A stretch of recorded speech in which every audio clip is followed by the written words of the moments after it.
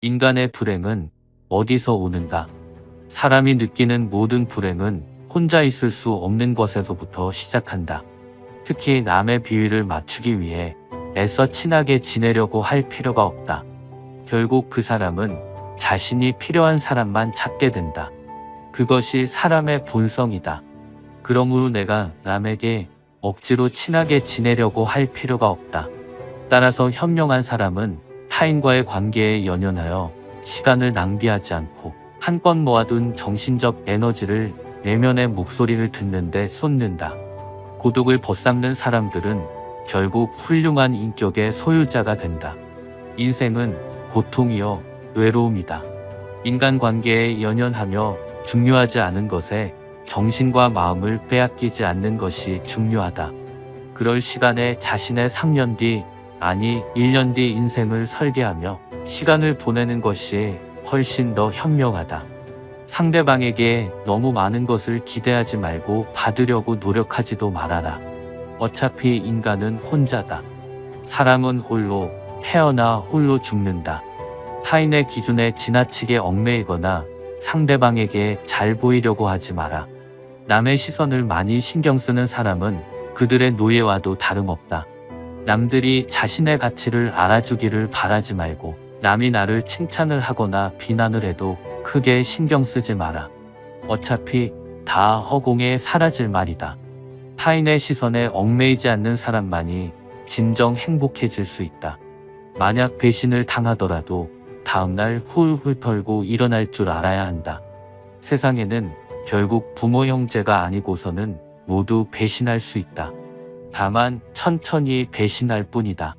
아무리 친해도 간이고 쓸개고 줄 것처럼 신뢰하지 말고 오직 스스로를 지키기 위해 노력하라.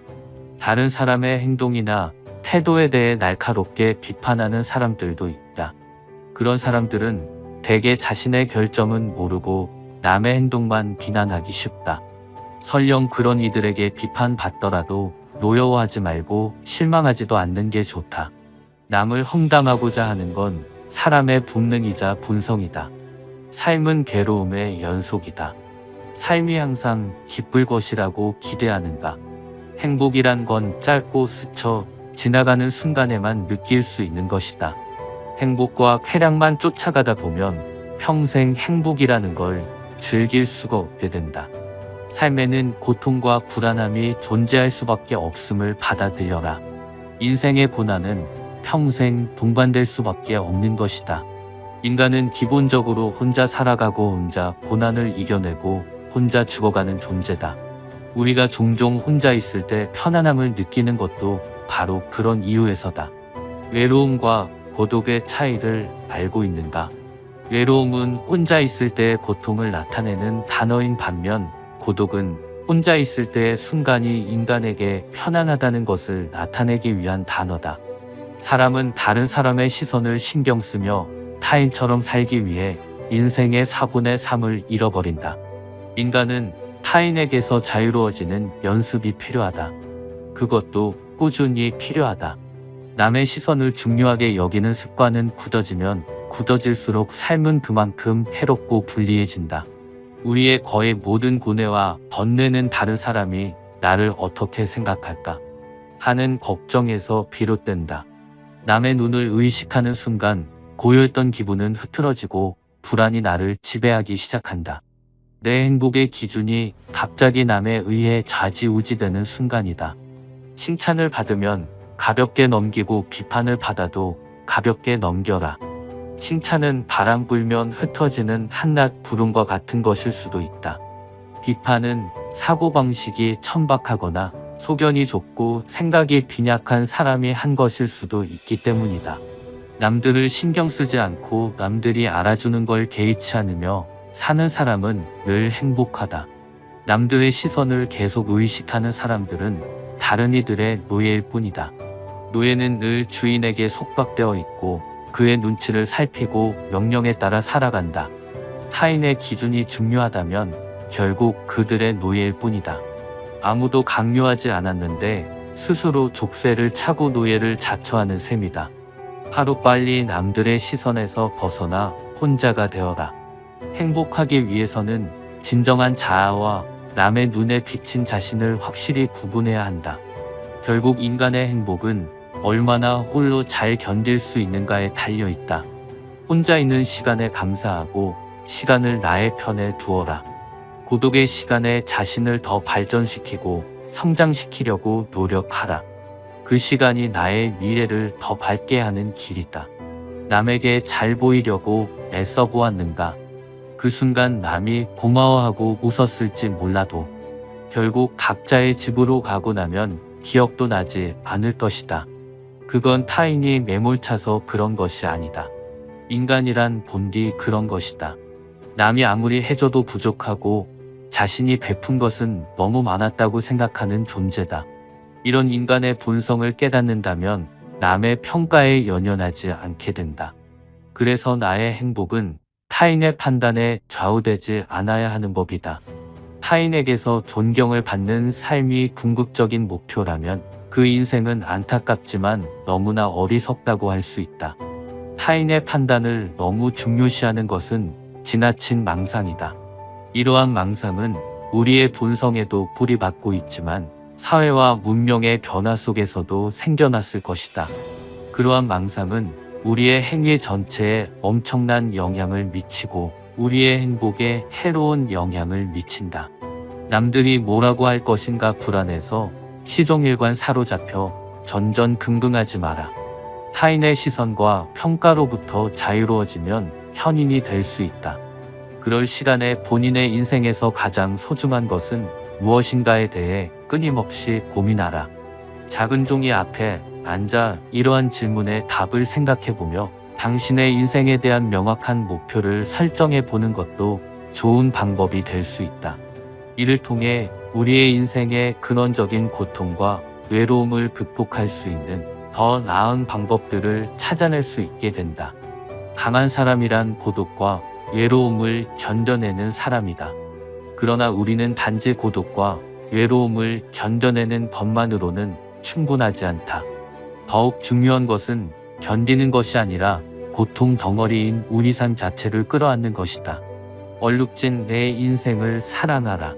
어떤 얼룩이 있건 내 삶을 사랑하려는 마음을 가지면 인간은 더욱 강인하고 더욱 자신감을 가지게 되며 어려운 상황에서도 우리의 인내력과 근성을 발휘할 수 있게 된다. 인생이란 하나의 실험실과도 같다.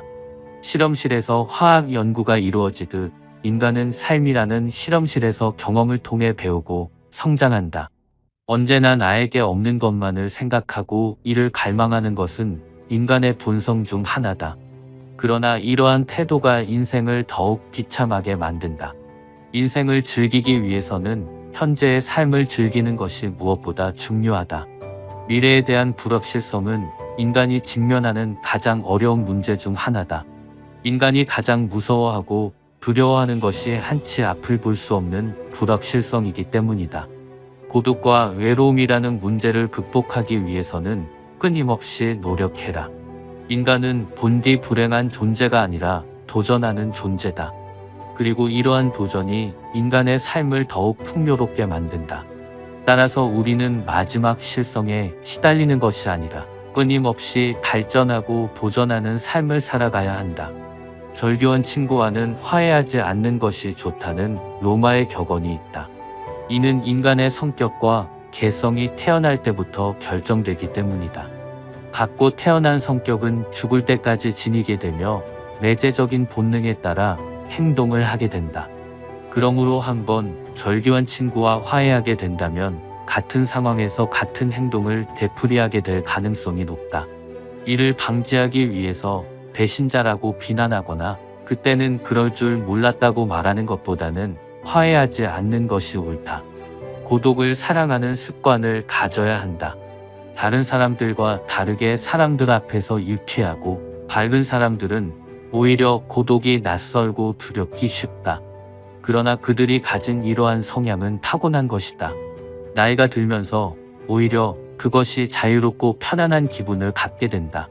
이러한 고독의 습관을 더하여 자기 자신을 친구로 생각하는 습관까지 가진다면 그것이 제2의 천성이 되기도 한다. 더불어 고독한 시간을 보내는 것은 창의력을 높이는 데 도움이 된다. 더 많은 시간을 혼자 보내면서 내면의 생각과 감정을 탐구하고 자신만의 독특한 아이디어를 발견할 수 있다. 인간의 행복과 불행을 가르는 것은 객관적인 무언가가 아니다. 단지 그것을 우리가 어떻게 느끼고 받아들이는가에 달려 있을 뿐이다. 자신의 내면을 잘 이해하면 할수록 행복의 땅에 가깝게 접근할 수 있다. 행복은 자기 자신에게 만족하는 사람에게만 존재한다. 행복은 자기 자신에게 수고했노라 껴안아줄 수 있는 사람만 느낄 수 있는 것이다. 그리고 자기 자신을 안아주는 것은 그렇게 어렵지 않다. 인간의 불행은 불현듯 어디서 오는가? 인간이 느끼는 불행은 행복하다는 사실을 모르기 때문에 온다. 설령 당신이 죄를 지었어도 결코 후회하지 말라. 후회는 한 가지 어리석음에 또 다른 어리석음을 더하는 것이라고 스스로에게 말하라.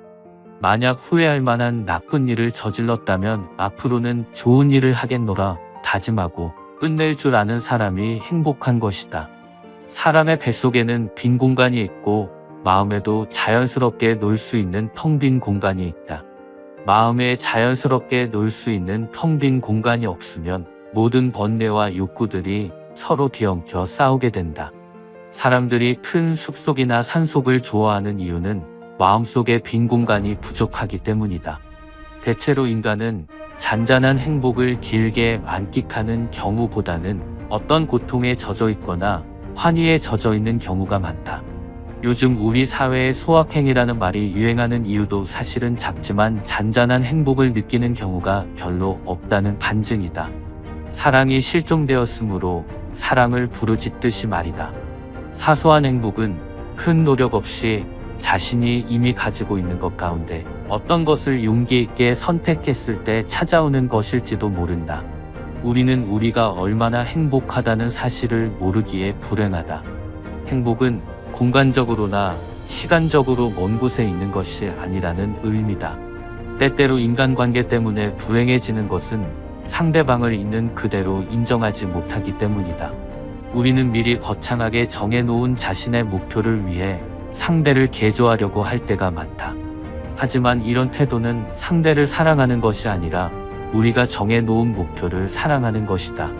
왜 자연은 있는 그대로 바라보면서 인간은 있는 그대로 바라보지 못하는 것일까?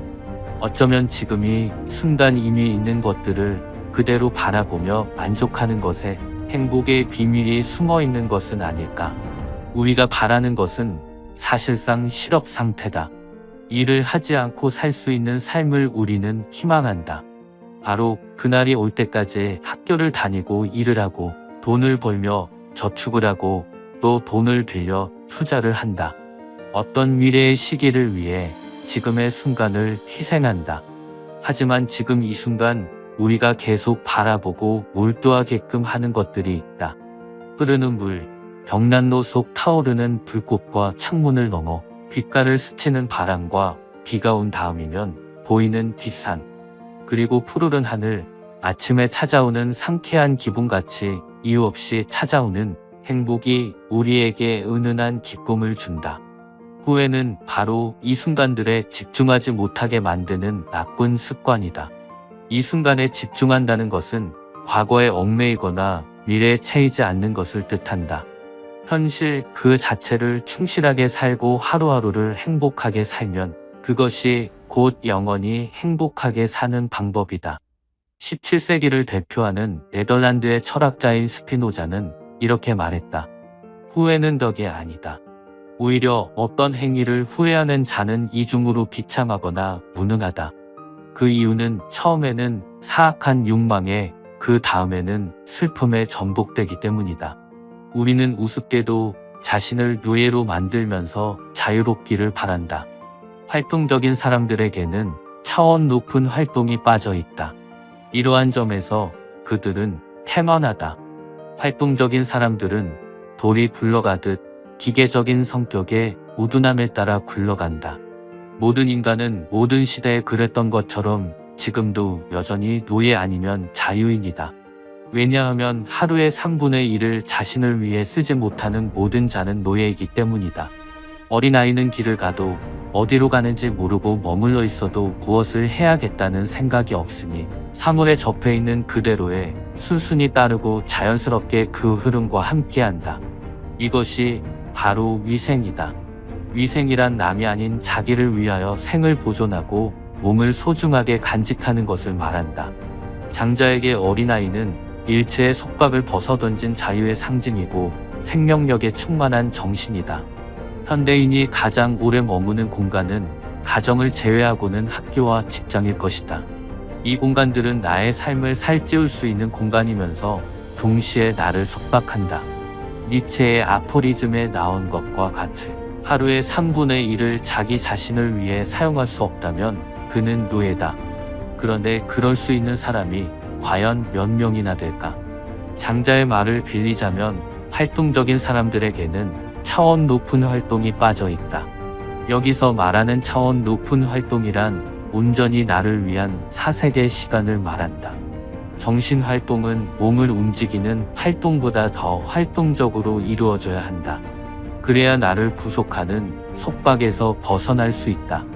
명상을 통해 내면의 또 다른 자아와 만나는 시간을 갖는 것도 이런 정신 활동 가운데 하나가 될 수 있을 것이다. 현대인들은 자신을 노예로 만들어 놓고 역으로 자유롭기를 바란다. 속박에서 벗어난다는 건 가고 싶은 곳에 마음대로 가고 하고 싶은 것을 마음대로 하는 단순한 육체적 자유가 아니다. 정신이 자유로워지는 것이다. 물리적 차원에서는 현대인들이 속박에서 벗어나는데 성공했을지 모른다. 하지만 정신적 차원에서는 아직 멀었다. 그렇다면 어떻게 이것을 노예가 아니라고 할 수 있을까? 현대인들이 흔히 겪는 이른바 중년의 위기를 예로 들어보자.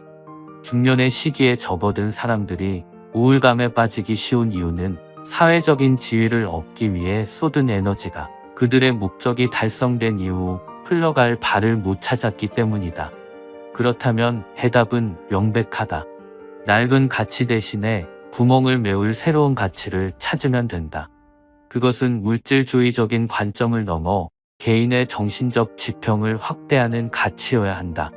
명상 요가와 같은 정신 수양이 개인의 정신을 확장하는 데 도움이 될 것이다. 무엇이든 이전에 나보다 더욱 보양된 나를 만들 방법을 찾아내야 한다.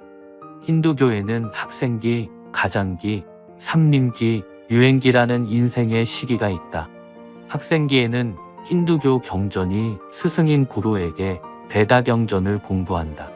그것이 끝나면 사회인이 되며 곧 가장기로 들어가 결혼하여 가족을 이루고 세상 속에서 홀로 자립해 사회인으로서 의무를 다한다. 이후 자식들이 어느 정도 자란 시기, 즉 40세 전후의 삼림기로 들어간다. 조용히 삼림 속에서 살면서 인생의 의미를 생각하는 것이다. 그리고 마지막으로 유행기가 있다. 이 시기에는 마치 떠다니는 구름 흐르는 물과 같이 살면서 모든 속박을 끊어야만 한다. 물론 현대인들이 이런 삶을 살기는 거의 불가능하다.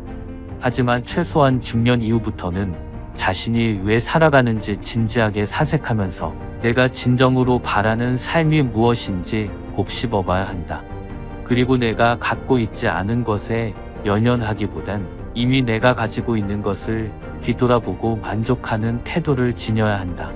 소설가 베르나르 베르베르에 의하면 지금 가지고 있는 것에 만족하는 내가 가장 바람직한 뇌다.